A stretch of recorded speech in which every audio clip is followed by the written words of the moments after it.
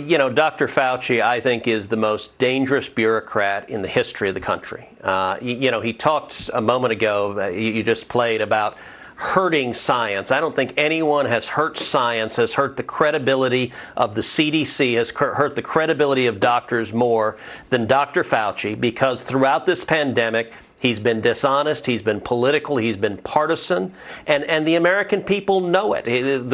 Why is it that the Biden administration decreed that masks have to be worn in schools by kids? Well, because teachers' union bosses wanted it, and that's not a scientific reason, that is a data reason. And this weekend he did this long interview where he gave the answer. He said, I represent science. I am science. I got to admit, Sean, I was laughing. It's like Louis XIV, the Sun King in France, saying, L'État c'est moi, I am the state.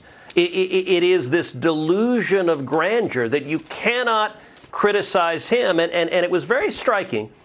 In the course of that interview, he was asked about, I asked the Attorney General Merrick Garland if he's going to investigate and prosecute Dr. Fauci for lying to Congress. And Margaret Brennan asked him about that. And what did Fauci do?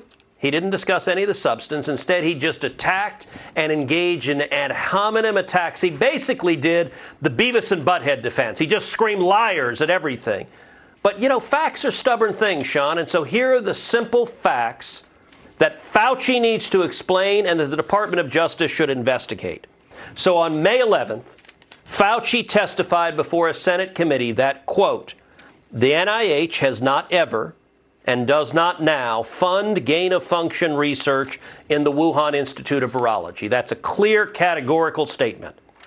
But then on October 20th, the NIH wrote that they funded an experiment at the Wuhan lab testing, quote, if spike proteins from naturally occurring bat coronaviruses circulating in China were capable of binding to the human ACE2 receptor in a mouse model.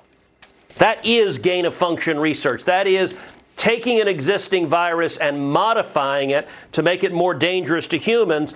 And listen, at the end of the day, 18 U.S.C. Section 1001 makes it a felony, punishable by up to 5 years in prison for lying to Congress. The statements from Dr. Fauci and the NIH are directly contradictory. And I got to say, I think Margaret Brennan is a talented journalist, but she dropped the ball in not following up, letting him just respond with insults instead of asking him the simple question. You stated that we don't fund gain-of-function research. The NIH stated we do fund gain-of-function research. They can't both be true.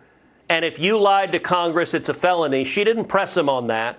And the reason this matters is there is a lot of circumstantial evidence to suggest that the U.S. government participated in funding research modifying coronaviruses that could well have led to COVID-19. And if that's true, that is stunning and indefensible. We know the Chinese government has enormous culpability, but there's a real possibility the American government under Dr. Fauci does as well, and that's what he doesn't want to address.